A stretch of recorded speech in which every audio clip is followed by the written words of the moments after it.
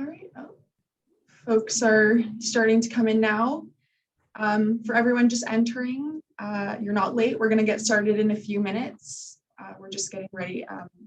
Minister Murray is coming from another engagement, so we're just going to have some time to let everyone join, and then we'll get started.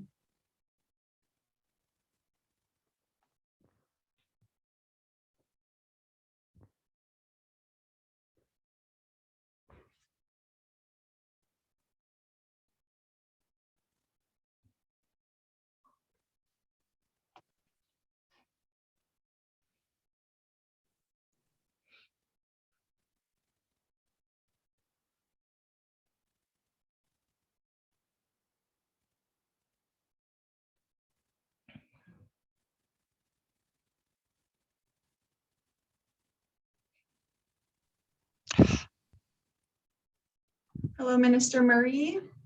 Attendees have joined. Okay, I'm just going to turn up my sound. Can you hear me okay? We can hear you. Can you hear us? Yes, I can. All right. Attendees have joined. There's quite a few of them now, so I'll get started. Hello, everyone, and welcome to the June MP Brunch Connections. Our topic today is what is a woman to do? And we have Dr. Marina Adshade as our guest. Following today's presentation, there will be a short question and answer portion. If you would like to ask a question, please use the Q&A button at the bottom of your screen. Please avoid using the chat as we will not be monitoring that. We'll do our best to answer everyone's questions, but of course, as we're limited for time, it's not always possible. All right, well, without further ado, I will pass it off to your Member of Parliament for Vancouver Quadra and the Minister of Digital Government, Joyce Murray. Great. Well, thanks, Dinesh, and welcome, Marina, Dr. Adshade, and welcome all the guests today. And here we are speaking on the unceded traditional territories of the Musqueam, Squamish, and Tsleil-Waututh nations. So welcome to our brunch exploring how we can have as the best as possible a building back better of an economy that's green and also inclusive and has opportunities for women. So but before we dive into the matter at hand today, I'd normally take a few minutes to update of what's going on in Ottawa and just bring you, as your MP, some of the flavor of what I'm working on. And so I'll do that over the course of about 5 minutes, and then I'll introduce our special guests. So does that work for you, Marina? Yeah, absolutely. Yeah. Okay, great. So I think the first thing, and something that has been so significant for all Canadians really, and for me personally as well, has been the discovery of the children's unmarked graves in the Kamloops residential school area. I have the personal connection that I have is that some of my family members have worked with the Secwepemc nations over a number of years on land restoration and land management matters. And so it's people that I know in some cases that are really affected and touched by this situation, but I think it's affected all Canadians and anyone who's a child, a parent, a grandparent, an aunt, everyone can appreciate just how traumatic this situation of having children disappear that died and were never properly commemorated, buried, or even returned to their parents. Just how devastating that would be to communities. And I think that it's created such a emotional and important context for us to understand the challenges that are facing Indigenous people in Canada and having equality of opportunity and successes, and just the incredible strength and resilience of members of the Indigenous communities, given that systemic community trauma, to have be as resilient and capable and brave as they are. So we have a renewed honoring of Indigenous peoples in Canada. That's been a long time coming. It's not news, as they've made it clear. They've known, the communities have known, we've known. This was clear in the Truth and Reconciliation Commission's report, and what I can tell the members of this meeting is that our government has a genuine, really high priority on Indigenous reconciliation and well-being. That's why there's 3 cabinet ministers at the table whose job is to do nothing but work on this, and that's Minister Dan Vandal, Minister Mark Miller, and Minister Carolyn Bennett. I worked with Carolyn for years in opposition, and she has always been such a champion of Indigenous reconciliation and opportunity, and has been taking so a number of actions. As you know, the missing and murdered Indigenous women and girls and Two-Spirited People review happened that the previous government had not been willing to undertake, and there is a major initiative accompanied by significant funding to accept the recommendations and move forward on them. People have been asking, like, why haven't we done this already? Why haven't we responded to the truth and recognition calls for action already? And I think Dr. Bennett is in her quiet way has been saying that what we've learned is we can't charge ahead. We must not charge ahead as a government. We must be doing this in a way that is Indigenous led. And so that takes time to make sure we are connecting with the right people in the right communities and going through the right processes so that this is truly Indigenous led and respects their processes and cultures as we move forward. So anything that is about them must be with them leading is really the principle. That being said, there is a lot of work undergoing that has been done in consultation with it and being led by Indigenous communities, and so we'll continue with that. And I think it will be become more and more clear some of the foundational work that has been being done over these past few years. So that was a very significant part of my week, and I'm sure your week as well.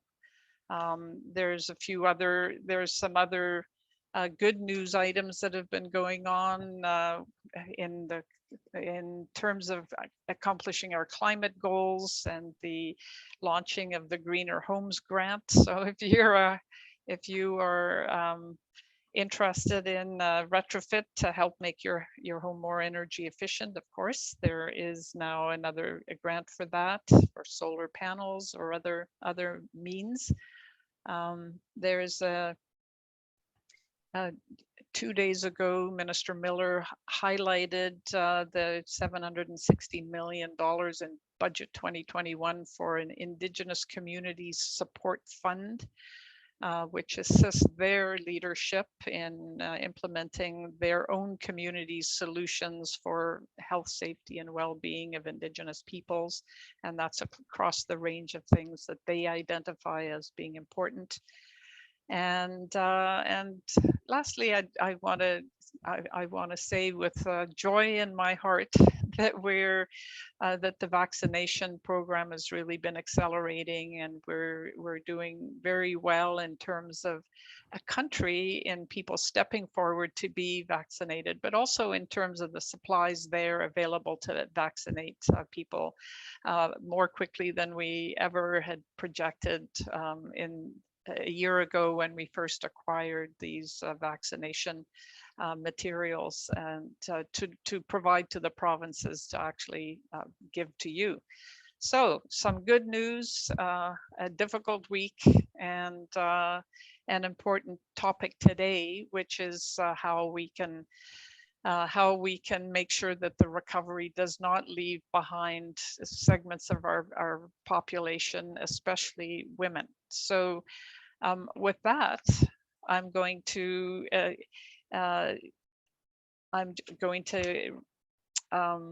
introduce Dr. Adshade, who's a faculty member at the Vancouver School of Economics at the University of British Columbia. And her unique approach to research applies a mix of economic, sociological, biological, and psychological theories and evidence to a wide range of social issues. She's a very sought after speaker, writer, and social commentator, and has published over 70 opinion pieces and feature articles in places such as the Wall Street Journal, the UK Sunday Times, the Daily Mail, the Globe and Mail, Time Magazine, Psychology Today, the Daily Beast, and BuzzFeed. So that gives you a sense of the range and interest of her work and her reach in terms of putting her finger on critical matters of the day and bringing an economic and sociological analysis to how to make things better. So thank you so much, Dr. Adshade, for being with us, and over to you. Oh, thank you. It's so lovely to be here. I used to live in Quadra. I don't anymore, but I've been to many of these events in the past, and I have to say I enjoyed them then, but I like them even better now that I don't have to be out of my house at 8 o'clock in the morning, which was difficult for me. But having said that, it was always really great to connect with other folks, in real life, and I'm hoping that we get a chance to do that again. Before I start, I just want to acknowledge that I'm now in East Vancouver, which is part of the unceded homelands of the Coast Salish people and the traditional territories of the Musqueam, Squamish, and Tsleil-Waututh First Nations.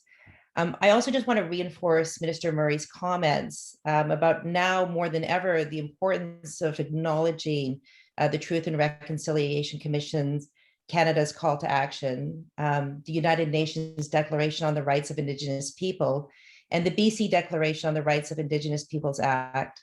In all of the work that I do, I'm committed to ensuring Indigenous women's rights to health and safety, and the equal opportunity to participate in a manner that recognizes and respects Indigenous cultures and traditions. These aren't just words, these are important to me, and I try to bring this into all of the work that I do. So I'm an economist, and I'm an economist whose specialization is in researching the role of women in society. And I think as an economist, to me, it's really important that we take a whole life approach when we're trying to understand the role of women and trying to understand the decisions that women make when it comes to working, family, and the ways that they participate in their communities. We know that decisions women make are influenced by a whole myriad of factors, some of which are very personal to us, some of which are related to the families in which we were raised, and many of which are driven by societal expectations about what women's responsibilities should be. And today we're going to really focus on, expectations about women as caregivers. Personally, I was raised in a family, this surprises people, but I was raised in a family that fully expected me to marry at a young age and become a stay-at-home mother. As a child, I was taught all the wifely skills. If you want to have a shirt pressed, I'm the academic for you. And so growing up, I was never asked if I wanted to go to university. Nobody in my family batted an eye when I dropped out of high school. I got married young. I had a baby. And I really, in my early 20s, my plan was to spend the rest of my life caring for my family. And from the time I was born, that was very much what my family expected me to do. Now, obviously, life had other plans for me, or I wouldn't be here with you today. But I think that you might think that things have changed, but I'm not so old, right? And in fact, one thing that has become really strikingly clear to us in the past 14 months, as we've moved our way through the COVID crisis, that this kind of underlying expectation that so many women experience, that our primary role in society is as caregivers, has really exposed women and their families and our communities to what I would consider extraordinary risk of loss of employment, risk of undue stress and anxiety, increased risk of exposure to COVID-19 itself. And that's because so many women work in face-to-face with the public, because so many women work in these caregiving roles. What the COVID crisis has made clear is that this expectation that women will prioritize caregiving over all of their other responsibilities has put women in a vulnerable position. And that vulnerability that we've experienced, it has far-reaching implications for the economy as a whole, not just today as we work our way out of the situation in which we're in, but also as we move forward into the future. I don't know if you know this, but economic crises tend to disproportionately affect men. This has always been true in the past, and that's because more men than women work in manufacturing. And in previous economic crises, it was generally manufacturing jobs that were lost when the crises hit. So I started my life as an economic historian. And if you look back at the 1930s, in the height of the Great Depression, so many more men lost their jobs than women, that in the 1930s, 1/4 of the American workforce were women. Same is true in the Great Recession in 2009. That was the very first time in American history where more than half the workforce were women. And that's just because men lost their jobs at such higher rates than women. And it's not because, in a crisis, employers prefer women. It's just that the service sector jobs that women tend to do are pretty resilient to economic downturns. So if we go back to March 2020, it was really obvious to those of us whose job it is to monitor economic activity that this time was going to be very different, that the brewing economic crisis was going to have a disproportionate impact on women workers. But to be honest with you, I don't think at the time we really grasped how that crisis was going to virtually affect every aspect of women's lives. To get a sense of why that is, like here in BC, 50%, more than half of women, so it's more than 50%, work in just 4 industries. They work in healthcare, education, retail trade, and hotel and food services. Why? Well, I think that we could argue that that's a direct result of this kind of firmly ingrained idea that women belong in the caring professions. That and the fact that many women who were just like me grew up with the idea that in some point in their lives, they were going to have to balance paid employment with other caregiving responsibilities, such as caring for their own children. And so it's easier for women to try to find jobs in industries that allow them the flexibility to do that. And jobs in healthcare, jobs in education, jobs in retail and the food industries, they provide better flexibility and they make it easier for women to take care of their families. So the problem we had last year is that when the restaurants and retail outlets started to close in compliance with the health orders, it was largely women who lost their jobs. And when dentists and physiotherapists and massage therapists were ordered to close by their associations, it was largely women who closed their practices. And then when travel ended and our hotels sat empty and nail salons and the hairdressers were all closed, it was predominantly women who found themselves unemployed. So just to give you a sense, in March 2020, women in BC lost 60% more jobs than men did. If we look at the effective unemployment rate, which is a little bit of a special measure because it's not just people who are looking for work, but it kind of captures all of the work hours lost. That unemployment rate for women rose to 28% by March 2020. And across Canada, 1 in 5 women who actually still had a job was working 0 hours. But that was really just the beginning. School and daycare closures, we have been very, very lucky here in BC because we haven't had the same experience as other provinces. Ontario still has their school closed and will keep them closed until the end of the school year. Because of those closures, it meant that literally overnight, parents became their children's sole caregivers. And then you add to that social distancing that meant that grandparents and siblings and friends who previously could fill in some of the gaps left off by paid daycare, they weren't able to fill those roles. So I just want to make clear here that, while I'm talking about women today, I have no doubt in my mind that the overwhelming majority of fathers stepped up and contributed to the increase in care of children. I know that to be true, but the truth is that the evidence is pretty overwhelming that it was women who had to sacrifice their employment to take care of their children. So for example, in BC, for women under the age of, with children under the age of 17, 25% of total work hours for women in that group were lost due to family reasons last year. And that's not including, work hours that are lost because of business closures.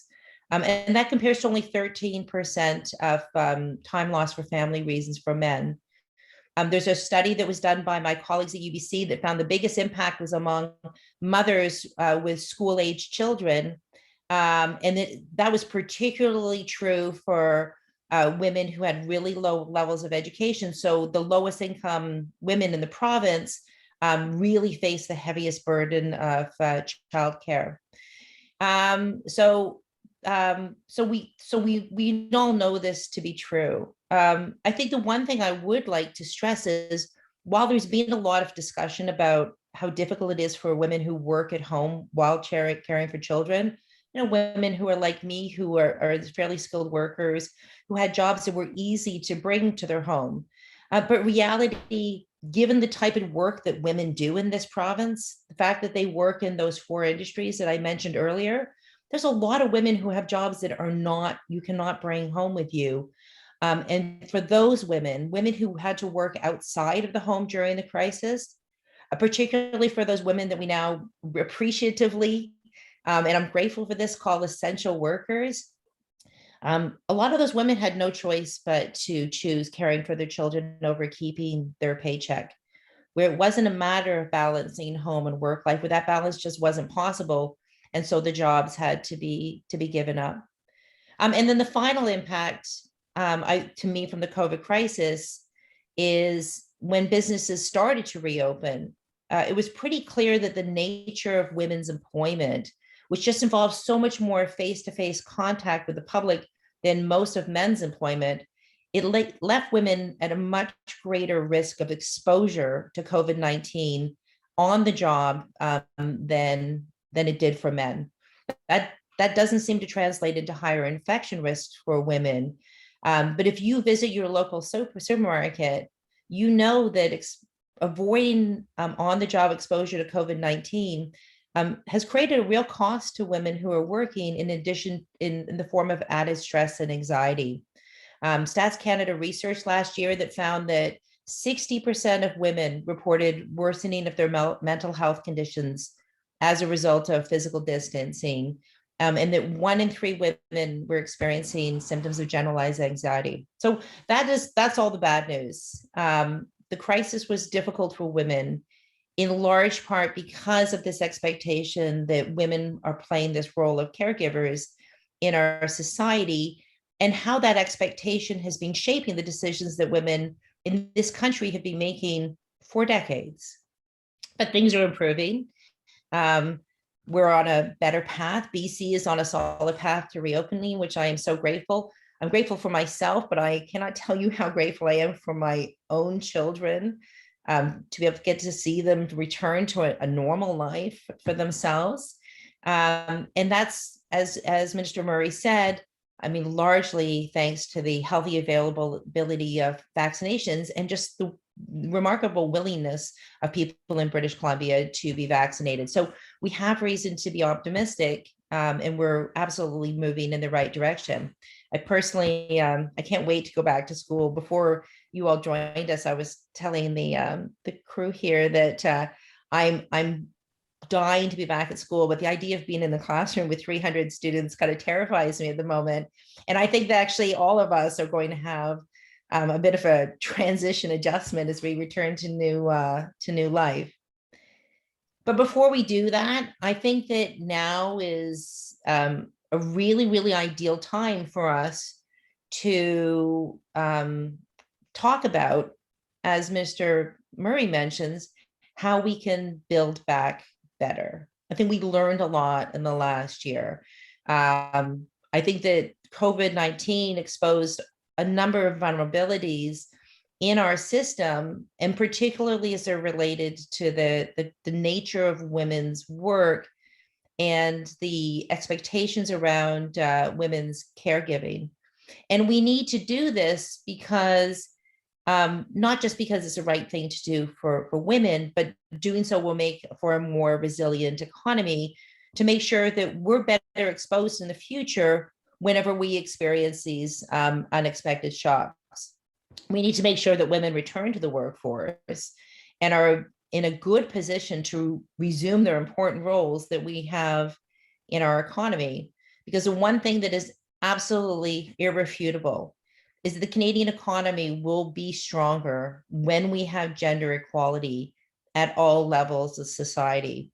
And we cannot let go of that now. And we need to make sure that we get back on track for the progress that we had been making before the crisis hit. So I would like to use my time to talk about 3 ways that I think that we can build back better towards our goal of gender equality. So number 1, and this is perhaps the most obvious, is that we need to make sure that families have access to high quality and dependable childcare. No doubt we all know that measures are being taken now, both provincially and federally, to make this a reality in the coming years. But providing dependable childcare, this is not an easy task. Childcare is one of those areas where the market will be perpetually undersupplied if there is not government intervention. Childcare is labor intensive. It depends on finding daycare workers that are in short supply across the country. It depends on finding suitable locations. And I think as Vancouverites, we know what a challenge that is. And so if I was to make one suggestion to governments, both federal and provincial, is to remember that daycare doesn't stop being a challenge for parents when their children start school. Many children of school-age children, and I know that many of you are going to sitting there going, yes, this is so true, will tell you that finding care for children after start school is even more difficult. When I graduated from my PhD, I had $45,000 in student loans that were entirely spent on childcare for my 2 children. And much of that was spent on childcare after my children started to go to school. And this is particularly true because being a PhD student, you're not always working traditional hours. And so that just makes it more difficult. So while, of course, that daycare investment was worthwhile for my family, that education made it possible for me to give my children a good life. And, I'm grateful that I had student loans that made it possible. I would like it to be easier for the next generation of mothers, easier to go to school, easier to go to work, and to make it so that mothers can continue to be attached to the workforce as they watch their children grow. So that's number one. Number two, and this is maybe a little bit more controversial, is that I really believe we need to make sure that men have the flexibility they need to contribute to the raising of their own children. As I've already said, I know that men have stepped up during the COVID crisis and played an important role in caregiving, but we need structural change to make sure that that is going to continue. Often when we talk to people about how to improve women's lives, they often feel that that would be accomplished by giving women more flexible working environments. But the reality is, if we really want gender equality, we have to have more flexible working environments for men as well. Until that happens, we will continue to see a significant gap in men and women's incomes. As women, they're perpetually seeking flexible employment that allows them to undertake the lion's share of family caregiving. And as employers, tend to see women as being less committed, and they're higher risk employees compared to men, who everyone is just going to assume will prioritize work over families. I was speaking to a CBC reporter yesterday on exactly this topic of women returning to work. She wanted to know my thoughts on women staying at home. Now that we've all become more aware that people can do more of their work at home. And it makes a lot of sense to ask this question because, of course, when you have school age children in particular, balancing home and work life is a lot easier if mom just doesn't leave the home at all to go to work. But I would caution us before we champion this as a cause, because I really do believe that sending women back into the home, even if they're working from the home, is going to have serious risk to our progress towards gender equality. Not only does it reinforce the idea that caring for children is women's work, but it has the possibility to reduce women's opportunity for advancement in their careers. The government actually, by the way, has made some progress in this goal towards getting fathers more involved in caregiving when they revised the parental leave laws a couple of years ago and set them up to encourage more fathers to take parental leave, because there is plenty of evidence that fathers who take parental leave are more engaged in their children's care as those children grow. So more involvement for fathers, more flexibility for fathers to participate. And then finally, and this is a cause that I've been championing for a while, I think that we need to pay more attention to what's happening to older women workers. And we need to make sure that older women workers are able to stay in the workforce until they are financially ready to retire. So in Canada, the share of women who are not in the workforce doubles between the ages of 45 and 54 and 55 and 64. By the time you get to that later age group, 38% of women are no longer in the workforce. And the number of women working part-time increases as well. This was a problem before COVID, but this is going to be a much bigger problem moving forward. And the issue with the COVID crisis is that while many, many younger women have lost their jobs, they have no doubt been the hardest hit. A lot of those women will find work. But for women who are a little bit older, it is so much more difficult to return to the workforce once you have left, either because you've been laid off or because you had to leave because of caregiving responsibilities. Caregiving does not stop when our children, turn 12 or 16 or 18. And for women who are in that older age group, they have even greater caregiving responsibilities. They're still caring for their older children. They're caring for their grandchildren, caring for their spouses, or caring for their older parents. And the truth is that, if you're a woman who's turning 50 this year, you're part of a generation in which women have had lifetime commitments to the workforce. They're university educated. In fact, a woman who's 50 this year went to university at higher rates than even men of the same age. And so those women have a lot to contribute, and we have a lot to lose if those women do not return to the workforce. We need to be proactive about intersectional discrimination against older women, particularly for BIPOC women. I think that probably every single woman here who is listening, who is over the age of 45, probably could tell you stories about experiences that it's discrimination she's experienced because of her age and gender. So I genuinely believe as a society, we need to pay better attention to the workplace experiences of women in this group, women in their 40s, 50s, and 60s. We also care that women are underrepresented in senior management. And so when women leave the workforce early, they deprive us of that leadership. And we know that senior poverty is a gender issue, and that women leaving the workforce early is one of the reasons why we have so many more women than men in this country who are living in poverty as seniors.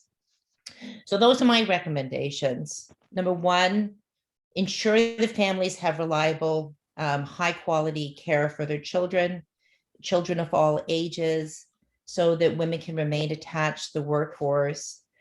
Provide greater flexibility for men to fully participate in caregiving so that women aren't taking all the responsibility for family caregiving.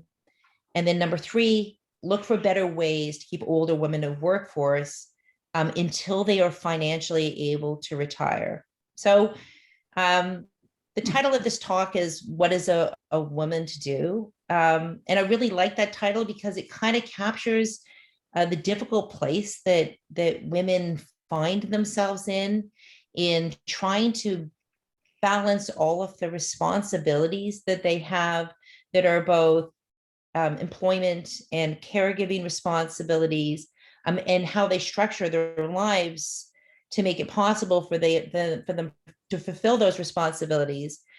But I would leave off by saying, I think this is a great opportunity for all of us to think, what can we all do now to move towards a better future, to achieve, I think, our shared goal of gender equality in Canada, not just because it's the hard thing to do, but it's a smart thing for us to do as a society.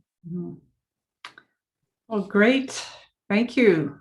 Thank you, Marina, for unpacking some of the underlying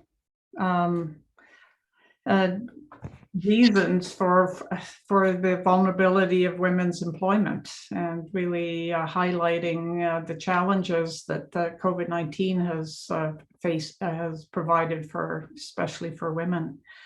So there's an opportunity now to get Marina to work even harder, and so questions are welcome, as Dinesh mentioned earlier. Put them in the Q&A, please. But so I'll start by asking a question, Marina. You talked about those three elements, that hurdles. One is childcare, and of course, I'm really proud that we've made that a centerpiece of the recent budget, a massive investment to reduce the cost of childcare, and the first year's tranche of money is going specifically into training new childcare workers, because, as you said, that's a big constraint right now. So that, and then supporting the provinces and territories in reducing the cost of regulated childcare by 50% by the end of next year. And then lastly, to bring down the average cost of regulated childcare to $10 a day, which is just going to be huge. As someone who has children and grandchildren in Vancouver, I know just how challenging it's been to find a space for my grandchildren, but also to afford those spaces. So, but on the others, so on the how do we help shift the work flexibility for men in the workplace? Are there any things on the government policy level, or do you see this more about awareness and recognition of the benefits of that flexibility, and more of a societal issue? Yeah, so I mean, like I said, I think the progress has been made, but it's very baby steps. So the first thing, and I think the most important, is the way that we approach parental leave. So Quebec, which has a separate system for parental leave than the rest of Canada, has much higher rates of fathers taking up parental leave than it does in other provinces. And we know there's studies from Norway, Scandinavia, the overwhelming majority of fathers take parental leave when their children are born. And in fact, in Iceland, it has to be split 50-50. And that early intervention where you're giving fathers the confidence to take care of their children and form those relationships with the children, that's been shown to carry all the way through to into the teen years.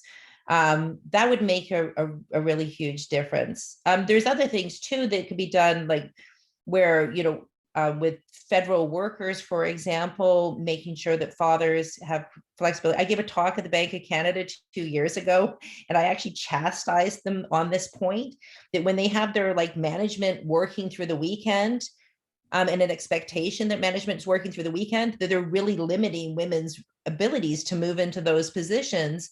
And that they would actually, they would just be better off banning it altogether and just not even letting men do it. Like just say, you're not working through the weekend, because that gives men the freedom to say, no, I'm actually spending my weekend with my family. And they actually implemented it. So I'm very excited about that. Small changes. But it's things like that. It's just that we don't live in a society that applauds men who say, I'm sorry, I have to leave. My child has a soccer game at 4:00. And I think that if we did that, and any policies we can do to encourage that, I think will really improve women's position. No, that's a good point. So there's a lot of touch points that can help to change that as a societal culture. But because you're right, I mean, we more celebrate the person that's in their job, and I'm sticking it at it's 9 o'clock, I've got to get that project done, and without thinking about what does that mean on their family life. And Marina, thank you for acknowledging the paternal leave provisions. Just for the guests here at this brunch, I've been the MP, as you know, since 2008. And we always had a very active Liberal Women's Caucus, and we met every week for an hour in the parliamentary dining room when Centre Block was functional. It no longer is, but we talked about the whole range of how to empower women at those meetings, and we brought academics in to help us understand what some other countries are doing. I wish I'd known you then, Dr. Adshade. We would have really welcomed your input. But we did have someone talk to us about Scandinavian countries and how important it is to create paternal leave, but do it in a way that is, if you make it, so we added leave, but if you make it available for either men or women, what we were told is that likely the woman will take a longer maternal leave and the father still won't take the leave. And so that's why we structured it such that those extra months were available should the partner be interested in taking it. And so informing our policies as a government based on really years of work looking at these issues and getting research and results and guidance from people out in the community, such as yourself. So not seeing a question yet, so I know that there are actually a few questions. Okay. So, yeah. we have them on a different sheet, but thank you, Dr. Adshade, and thank you, MP, for this very interesting comments. Very, very interesting presentation. Our first question comes from Yvette. She asks, is there any data on caregiving beyond children? So caregiving for elderly parents, for example. Yeah, there's actually lots of data on this, because Stats Canada actually does a survey on family caregiving, and they break this all down. And you'll be unsurprised to learn that women do the majority of that care as well.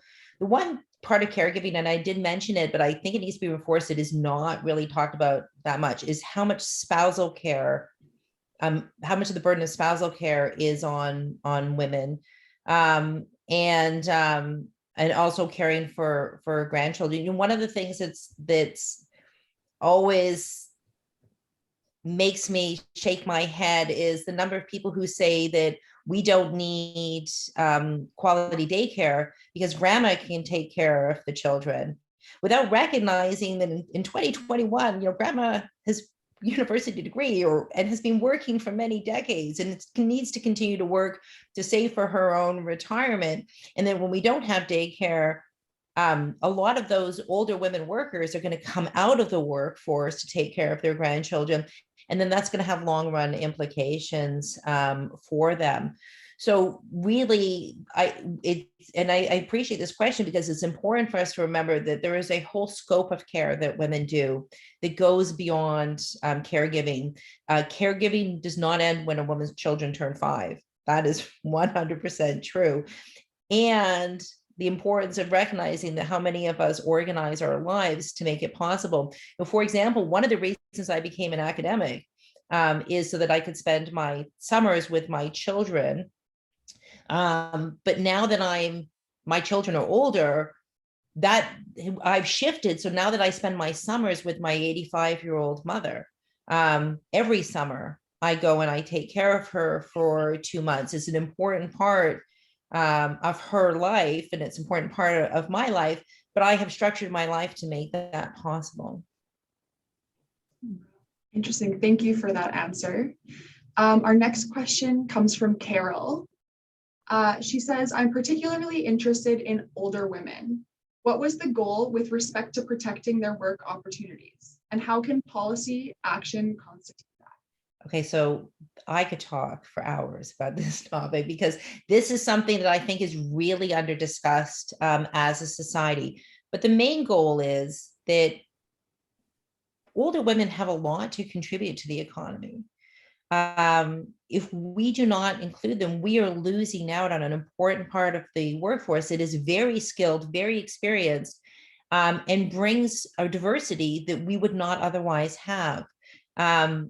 Most people in management are older. In the federal government, for example, the average senior manager is 53 years old. If we don't keep women in those jobs, we're never going to see women in management positions.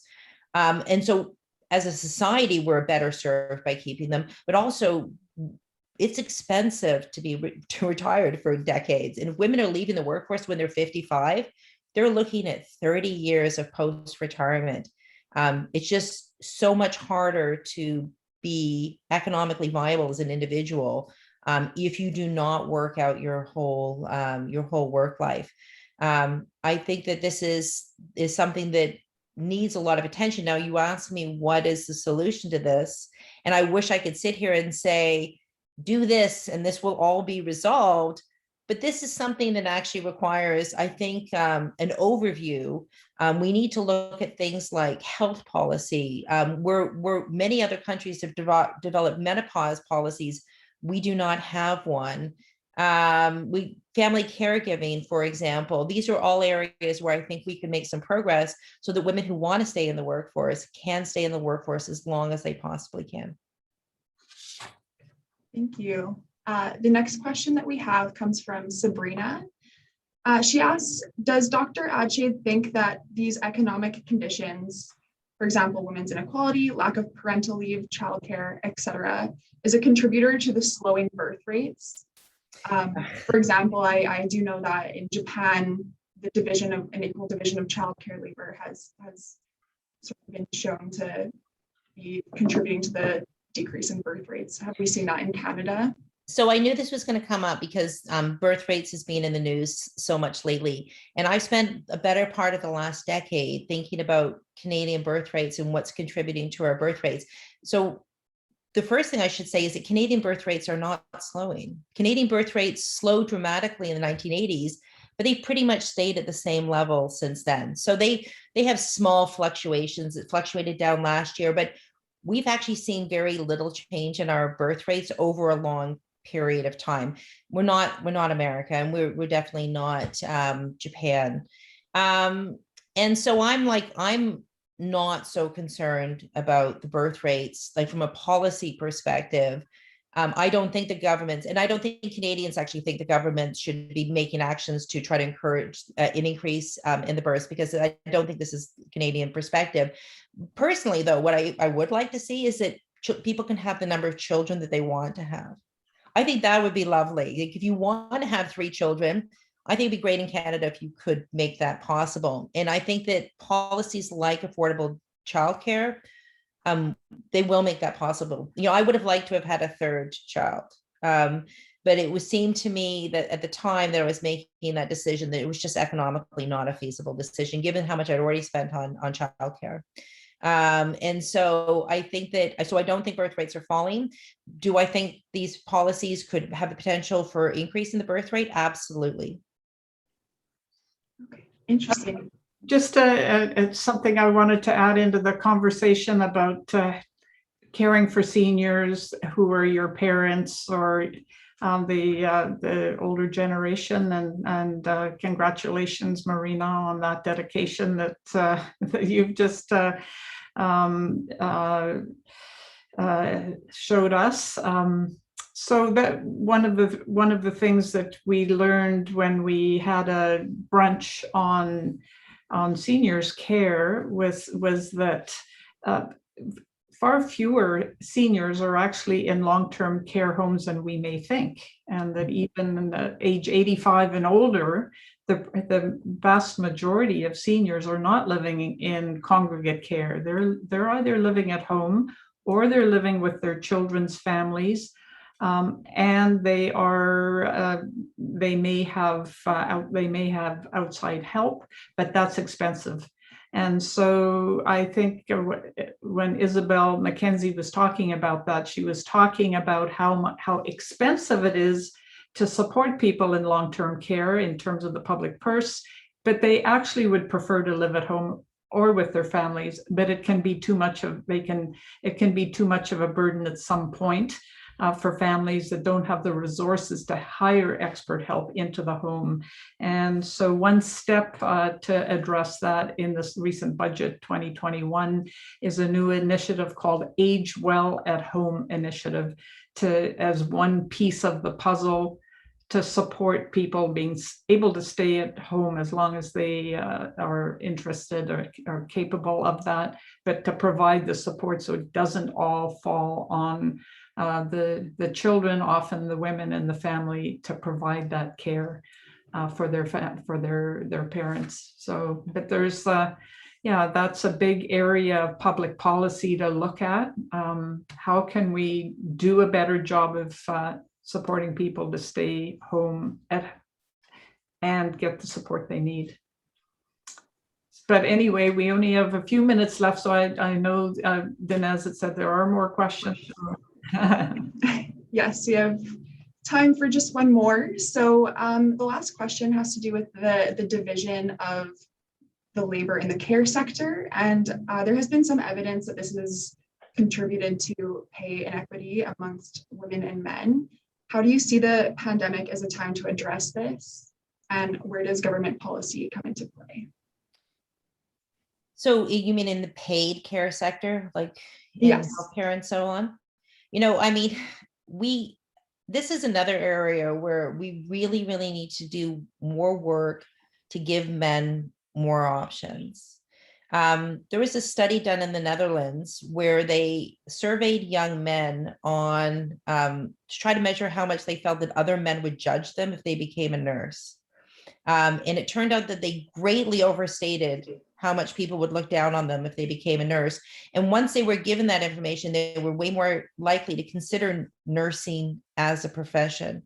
So whereas expectations around caregiving keeps women in the caregiving professions, expectations around men keeps them out of the caregiving professions. And men would make wonderful nurses. Nursing is a job where having people around who have a lot of upper body strength, which is really where men's advantage is a good thing. So I would like to see us proactively working harder to see men as to have young men seeing those as viable careers. And especially since moving forward, as the world becomes more technological, those are the jobs that will persist. Those are the jobs in the future. And I think it's going to be important that men move into those jobs. So, I think caregiving is important. I value caregiving. I value unpaid caregiving and caregiving as an occupation.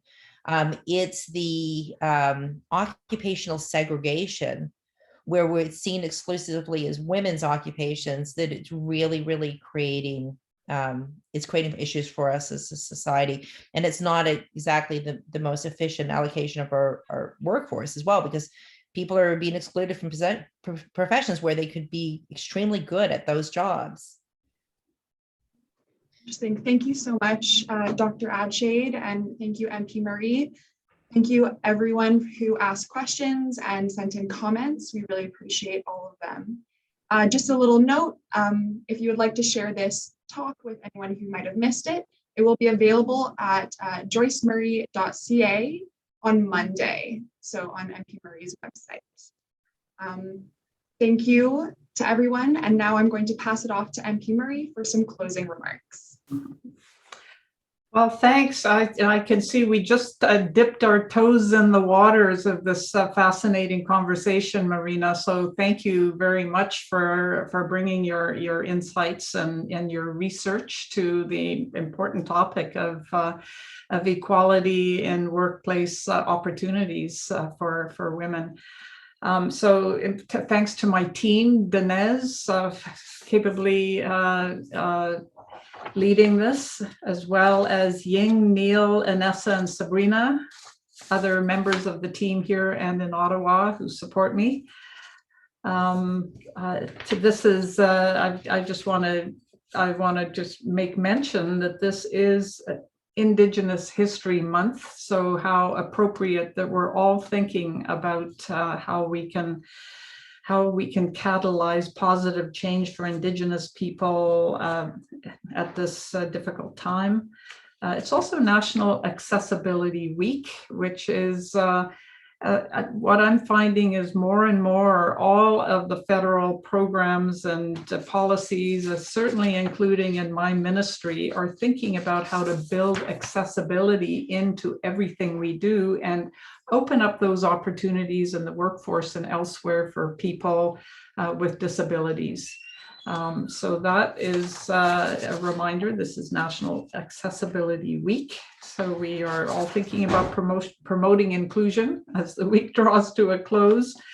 And in terms of future events, we're thinking in our office about, can we do a drop-in Canada Day picnic? Because I know many in the guest room here may have been part of our MP picnics where we get together and sing "O Canada" and have cake and have a chance to touch bases with other members of the Vancouver Quadra community. So stay tuned if we can organize something at this late date where there's COVID appropriate gathering, we will do that. I'm not sure yet.